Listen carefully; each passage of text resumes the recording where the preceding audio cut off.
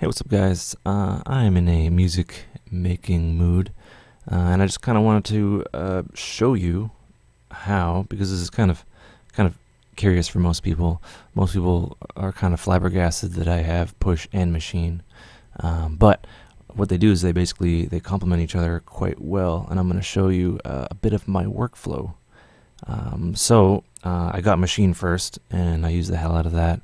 And then I got push, luckily enough, a couple months later. And, I'm still figuring out push, but, I'm quite, comfortable with, navigation. And it's basically replaced my keyboard. So I think of them as left and right brain. So, like, all the creativity, well, not creativity, but all, like, the funky, cerebral keyboard kind of scales and modes and recording MIDI within Ableton happens here, and like rigid groove making happens here.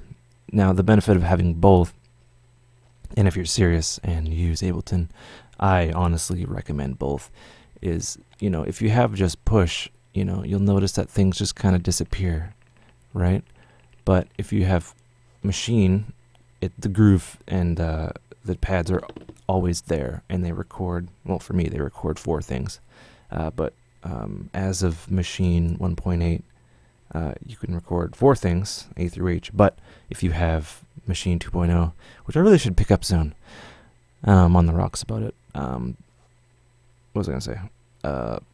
Basically, it's, it integrates well, and I have my channels here. So that was a train wreck. But anyway, I'm just going to show you how I go about it. So it's left and right brain.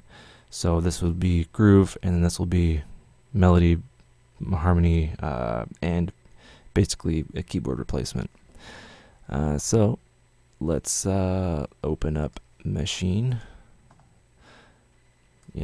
It's really cool. I remember, like, way back, I had Ableton like 5, and you could use FL Studio as a VST, and that was a complete disaster. But using machine as a VST, not as like a sequencer, but as like a groove creation tool, it's quite usable. So I guess we'll start with a kick.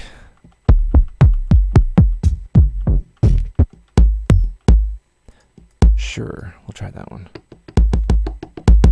So what I'll do is I just go my step sequencer, full velocity, so it's super duper loud. And then I have my sequence playing. Play on here doesn't work, but play on here works. So I'll kind of bump up the tempo.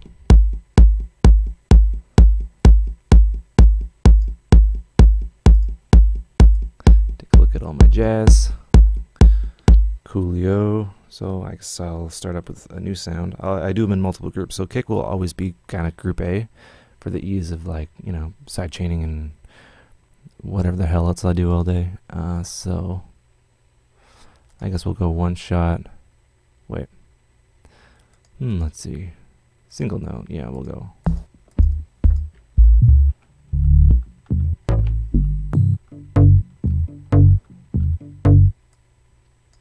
I guess we'll have to do that.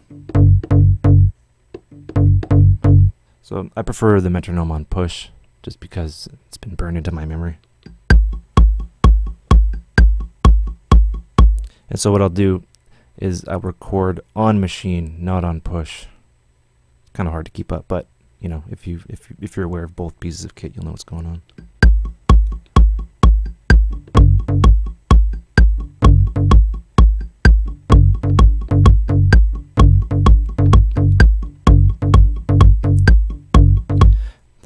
Quantize. Sometimes I'll do quantize like full when I want, like, machine, or not machine, but like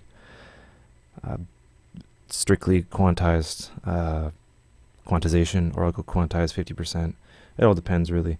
Yeah, I'm not a very proficient drum percussionist guy. I'm not going to pretend that I am, but I got the general gist down. So I'll use group C for hi-hats, and I'll just load up.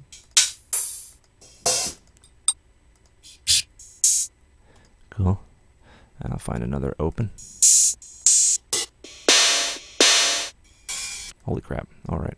And then I'll always move up and I'll organize them by rows. So group 5 will be these ones.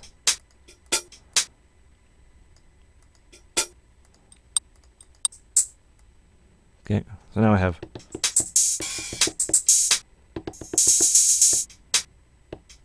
so obviously this will be offbeat. So I'll go like that.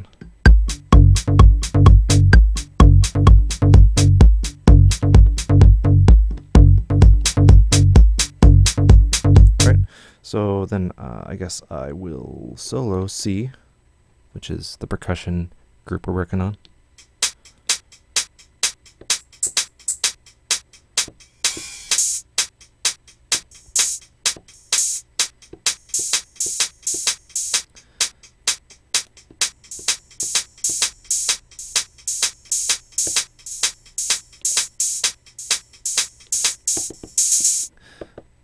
That's not something that I should be doing.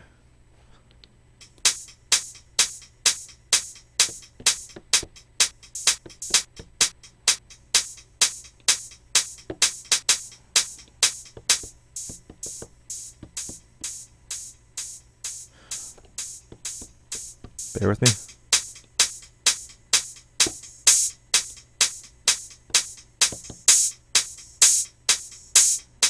Right, so I have that. So what I'm going to do is I'm going to pan this one, and then pan this one. Oh.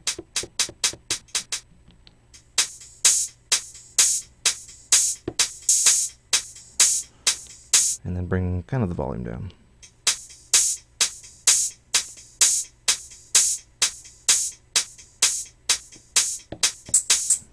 I'm going to have this just going all throughout, so I'll do that. Try with full velocity.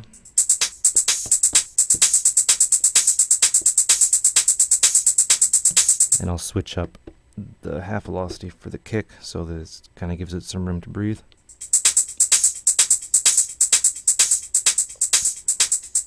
Now we'll unsolo.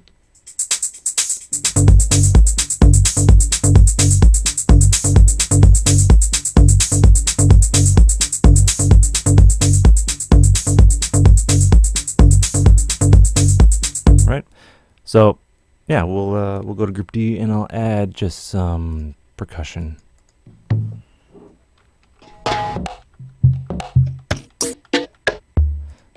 Hopefully we'll find something. Okay, why not? So 1 and 2.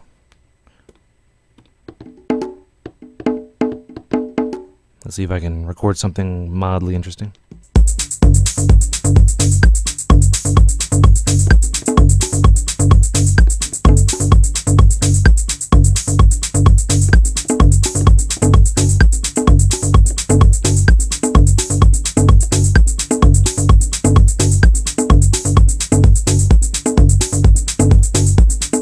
So I have, I guess, something that is passable as a groove happening, which is pretty good. So now I'm going to go into like more of a scales mode, and I do that with push.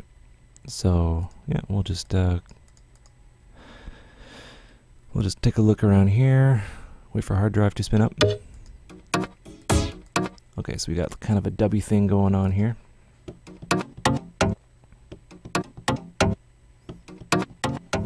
I want more of a release going on there, and I will change it to one voice. I'll go fixed length, 2 bars, why not?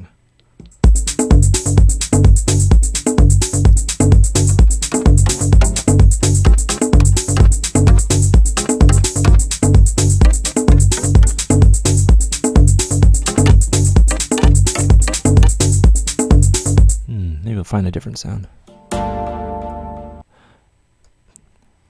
Not sure if I want.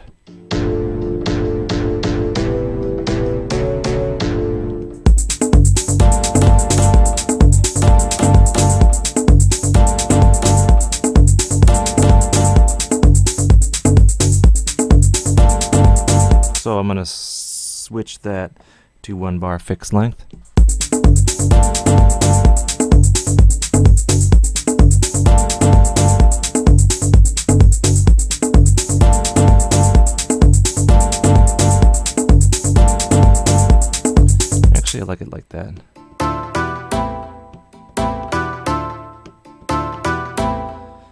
actually. I kind of like that one.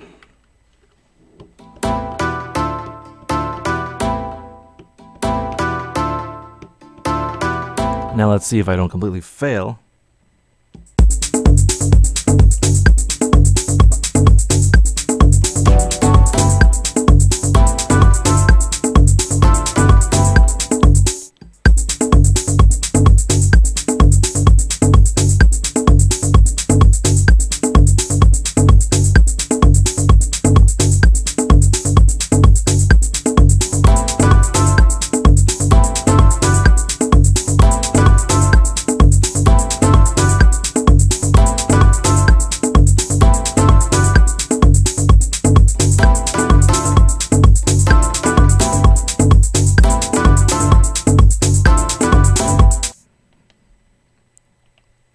Now let's take a gander.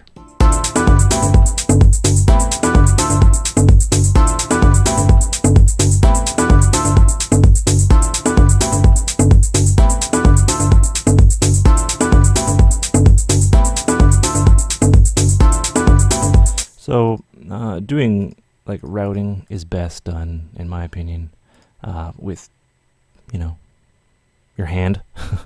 So yeah, we'll just add some side chainy bits.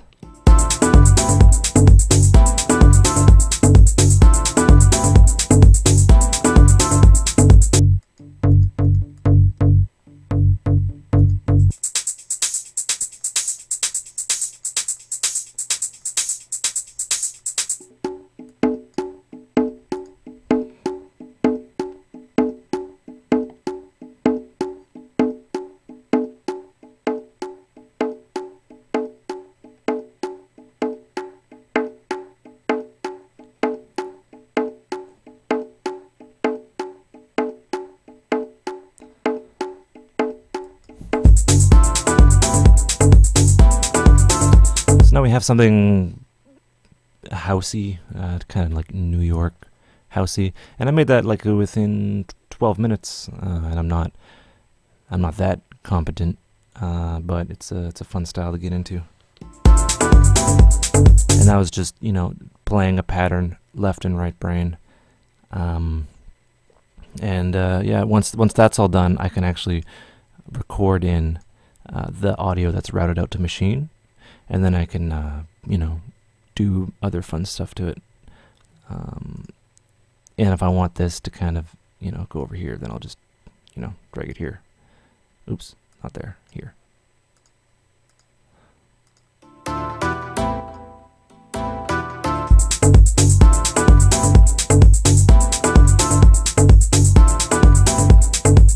And I can, you know, I can do neat things like add effects, add that, good to go.